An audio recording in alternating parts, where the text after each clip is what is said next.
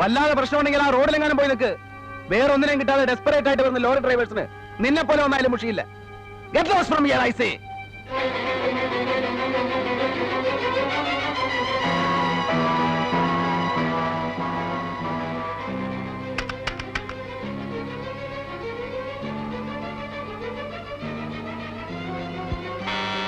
Yes, come in.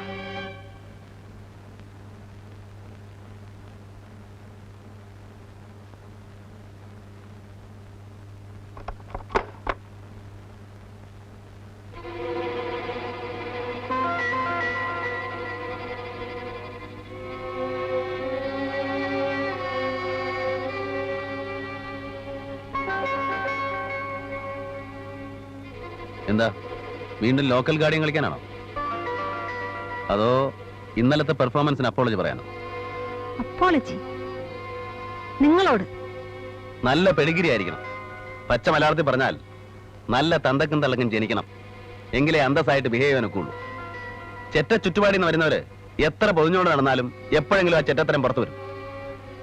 മാന്യമായിട്ട് പെരുമാറിയാൽ ഞാനും മാന്യനാ.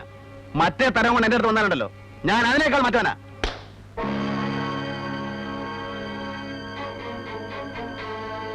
ചെറ്റകൾ ഇവിടെ വന്നാലുടൻ നേരെ നിങ്ങളുടെ ബെഡിലേക്ക് ഓടുന്ന അവളുമാരാ. അത്തരക്കാരെ മാത്രമേ താൻ കണ്ടിട്ടുള്ളൂ. ഇനി പഠിച്ചോളൂ സ്ത്രീകളുടെ അടുത്ത് എങ്ങനെ ബിഹേവ് ചെയ്യണമെന്ന്.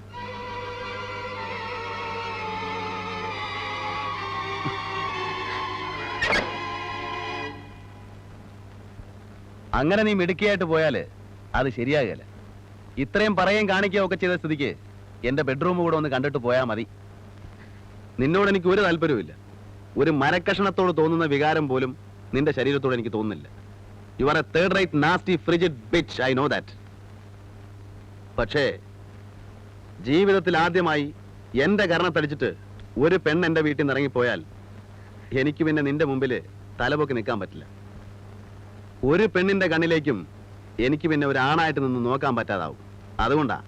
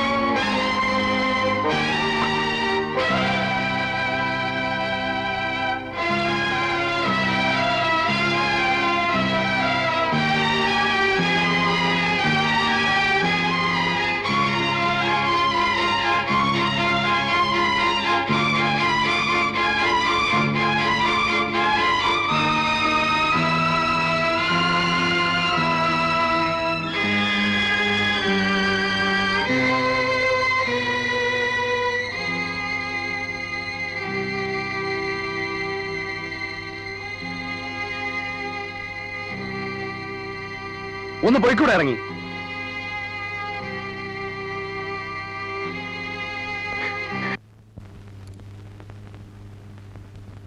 ആ ദിവസത്തോടെ എല്ലാം കലങ്ങി.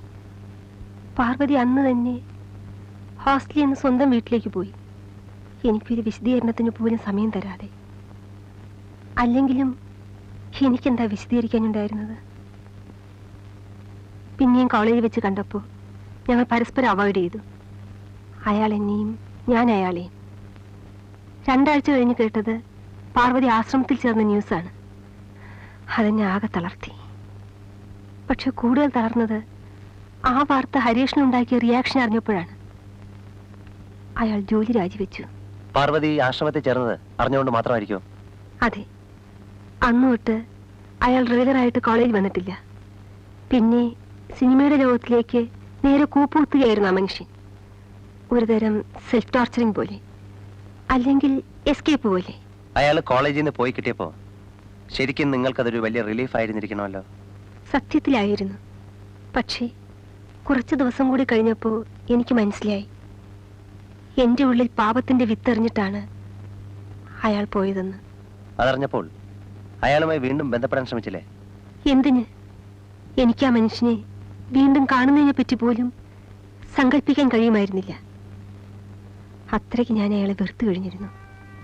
എൻ്റെ അച്ഛനൊരു പാവമായിരുന്നു, ഒരു പാവം വക്കീൽ ഗുമസ്തൻ. അമ്മയും അങ്ങനെ തന്നെ. പാപപുണ്യങ്ങൾ, ചാസ്റ്റിറ്റി, ചാരിത്ര്യം, പെണ്ണിന്റെ ശുദ്ധി, മദർഹുഡ്, വിവാഹം, ഇതിനെപ്പറ്റിയൊക്കെ ഒരു പ്രത്യേക കാഴ്ചപ്പാട് തന്നാണ് അവരെന്നെ വളർത്തിക്കൊണ്ടുവന്നത്. എൻ്റെ ഉള്ളിൽ വളരുന്ന കുഞ്ഞിനെ അബോർട്ട് ചെയ്തിട്ട് വേറൊരു പുരുഷന്റെ ഭാര്യയായി ജീവിക്കുന്നതിനെ പറ്റിയൊക്കെ എനിക്ക് സങ്കല്പിക്കാൻ കൂടി കഴിയുമായിരുന്നില്ല. അതിനേക്കാൾ ഞാൻ പ്രിഫർ ചെയ്തത് ഭർത്താവില്ലാത്ത അമ്മയായി കഴിയാനാണ്. ആരും ഒന്നും അറിയാതെ അക്കൊല്ലം കോളേജ് അടച്ചു. റീ ഓപ്പണിംഗ് ആയപ്പോൾ ഞാൻ മടപ്പള്ളിക്ക് ട്രാൻസ്ഫർ വാങ്ങിപ്പോയി. ഇല്ലാത്ത ഭർത്താവിനെ പറ്റി ഞാനിവിടെ ഒരു കള്ളക്കഥ പറഞ്ഞു.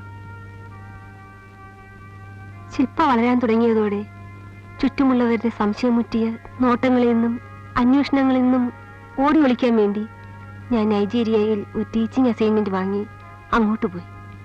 ഒരു ലോങ് ലീവ്. പിന്നെ തിരിച്ചു പോരുന്നത് മോൾക്ക് 8 വയസ്സായപ്പോൾ. അങ്ങനെ തിരിച്ചു വരാൻ തീരുമാനിച്ചത് എല്ലാവരും എല്ലാം മറന്നുവെന്ന് വിചാരിച്ചിട്ടാണോ? അതെ. വന്നിട്ട് ആദ്യം ചെയ്തത് ആശ്രമത്തിൽ പോയി പാർവതിയെ കാണുകയായിരുന്നു. എല്ലാം പറഞ്ഞ് മാപ്പ് ചോദിക്കാൻ. എനിക്കത് വേണ്ടി വന്നില്ല. കാരണം അപ്പോഴേക്കും അവൾ എന്തും മറക്കാനും പൊറുക്കാനും കഴിയുന്ന ഒരു സ്റ്റേജിലെത്തിയിരുന്നു. ഹരീഷിന്റെ മോളാണെന്നറിഞ്ഞപ്പോൾ അവൾ ശില്പയെ കെട്ടിപ്പിടിച്ച് തേങ്ങി. അവൾക്കിപ്പോഴും ആ മനുഷ്യനോടുള്ള സ്നേഹത്തിന് ഒരു കുറവും ഉണ്ടായിട്ടില്ല എന്നെനിക്ക് തോന്നി.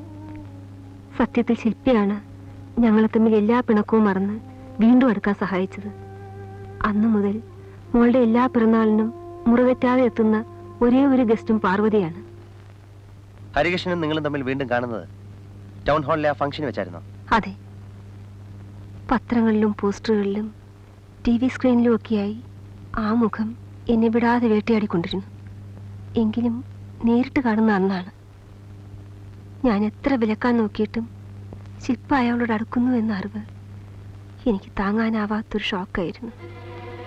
അവർ തമ്മിൽ അരുതാത്ത എന്തെങ്കിലും സംഭവിച്ചു പോയാൽ അതായിരുന്നു എൻ്റെ ആദി. പക്ഷെ അതിനൊക്കെ മുമ്പ് തന്നെ ഹരികൃഷ്ണൻ അറിയാമായിരുന്നു ശില്പ സ്വന്തം മോളാണെന്ന്. രക്തം രക്തത്തെ തിരിച്ചറിയുന്നത് ഒരു സൈലന്റ് കമ്മ്യൂണിക്കേഷനിലൂടെയാണ്. അതെ, അയാൾക്കറിയാമായിരുന്നു. പക്ഷെ അത് ഞാൻ മനസ്സിലാക്കിയപ്പോഴേക്ക് വല്ലാതെ വൈകിപ്പോയി. വല്ലാതെ. Thank you aunty. വരൂ. ഓ, മോൾക്ക് ഒരുപാട് സമ്മാനങ്ങൾ കിട്ടിയിട്ടുണ്ടല്ലോ. കാലത്ത് ഫ്രണ്ട്സ് മുഴുവൻ വന്നിട്ടുണ്ടായിരുന്നു. എന്തായിരുന്നു ഇവിടുത്തെ ബഹളം? എല്ലാം കൂടെ നേരം വെളുക്കുന്നതിന് മുമ്പേ ഇങ്ങ് വന്ന് കയറി. എന്നിട്ടാ ഊണ് കഴിഞ്ഞ് ഇപ്പോഴങ്ങോട്ട് പോയിട്ടേ ഉള്ളൂ. ആന്റി എന്താ ഊണ് കഴിക്കാൻ വരാഞ്ഞേ? എനിക്കിപ്പോഴേ ഇറങ്ങാൻ പറ്റുള്ളൂ മോളെ. ഇത് തന്നെ വേറൊരു പ്രോഗ്രാമുമായിട്ട് കണക്ട് ചെയ്ത് ഇറങ്ങിയതാ. സന്ധ്യക്ക് മുമ്പ് എനിക്ക് കൊട്ടിയത്തെത്തേണ്ടതാ. അതൊന്നും പറ്റത്തില്ല ആന്റി, ഇന്ന് ഞാൻ വിടൂല്ല.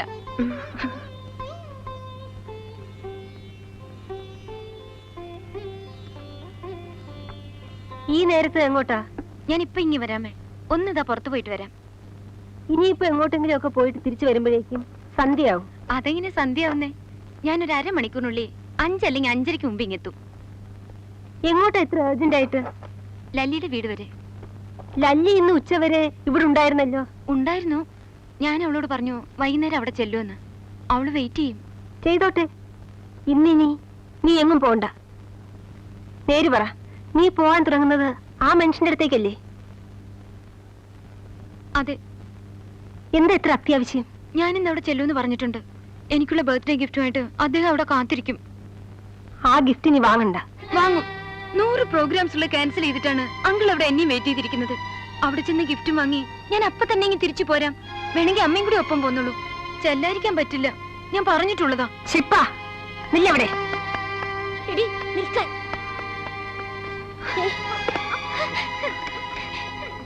വിടൂ.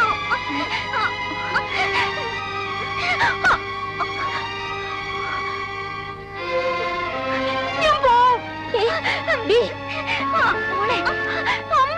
അമ്മ. അമ്മ വിടൂ. നീ എങ്ങും പോവും. വാ ഇവിടെ. ചേച്ചി വാ. ഞാൻ പോവും. വാടി. എനിക്ക് പോകണം. നീ എങ്ങും പോവും.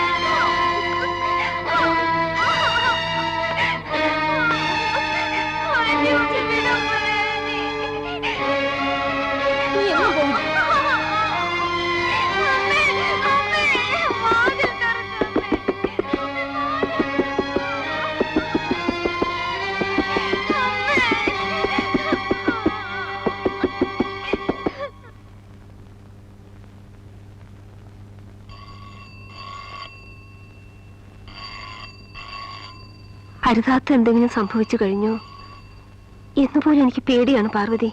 ശേ, അങ്ങനെയൊന്നും ഉണ്ടാവില്ല. ഒരു പ്രാവശ്യം അവൾ അയാളുടെ സ്ഥലത്ത് പോയിട്ടുണ്ട്. ആ, അവളും വാശിക്കാരിയാ. എന്റെ ലൈഫ് നശിപ്പിച്ച മനുഷ്യൻ എന്റെ മോളുടെയും ലൈഫ് കശക്കിയെറിയാൻ തുടങ്ങുക എന്ന് പറഞ്ഞാൽ എല്ലാം മോളോട് പറഞ്ഞാലോ? പറയരുത്. പറഞ്ഞാൽ അതവളുടെ ജീവിതം തകർക്കും.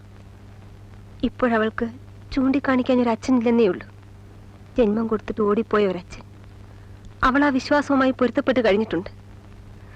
അതങ്ങനെ നിന്നോട്ടെ. ഇത് വലുത് അവൾ അറിഞ്ഞാൽ, എങ്ങനെയെങ്കിലും അവളിൽ നിന്നത് പുറത്തു പോയാൽ ലോകത്തിന്റെ മുന്നിൽ അവളുടെ വിലയിടിയും. പിന്നെ ആളുകൾ അവളെ കാണുന്നത് ഏതോ ഒരു സിനിമാക്കാരന് ഏതോ ഒരു കേപ്പിലുണ്ടായ കുട്ടി എന്ന നിലയ്ക്കായിരിക്കും. അതവളുടെ മനസ്സ് തകർക്കും, ഭാവി തകർക്കും. നാട്ടുകാരുടെ മുൻപിൽ അയാൾക്ക് വേറെ ഭാര്യ ഇല്ലായിരുന്നെങ്കിൽ ഒരു പക്ഷേ ഞാനത് അവളോട് പറഞ്ഞേനെ. ഇതിപ്പോ അവൾ ഒറ്റയാളിന് വേണ്ടി മാത്രം ഇത്രയും കാലം ഞാൻ കിടന്ന് കഷ്ടപ്പെട്ടിട്ട്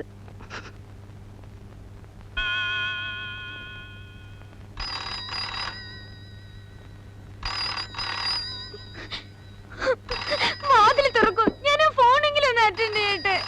അമ്മ പ്ലീസ്.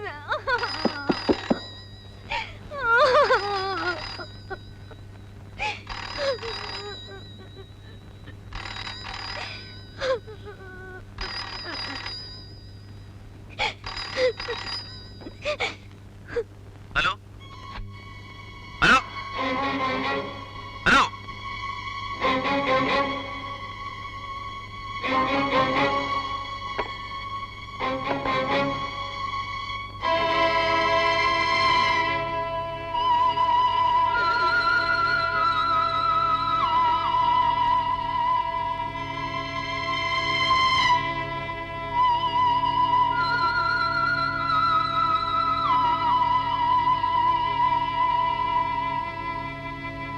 ഇല്ല, വൈകില്ല.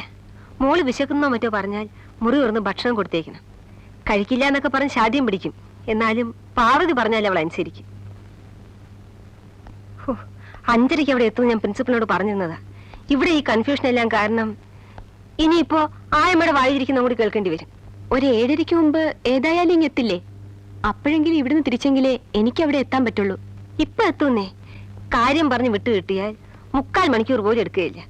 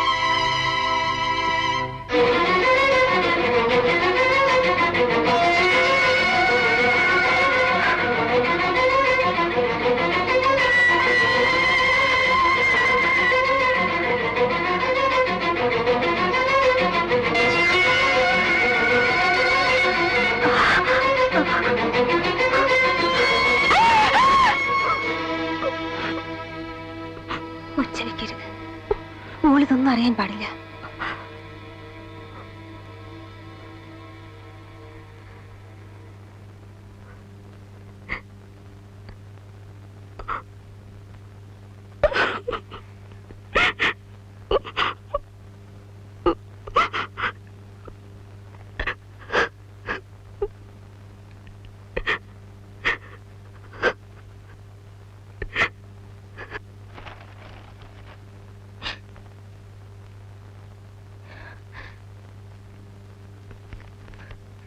മോൾക്ക് മോള് വെറുക്കുന്ന മോളുടെ അച്ഛൻ.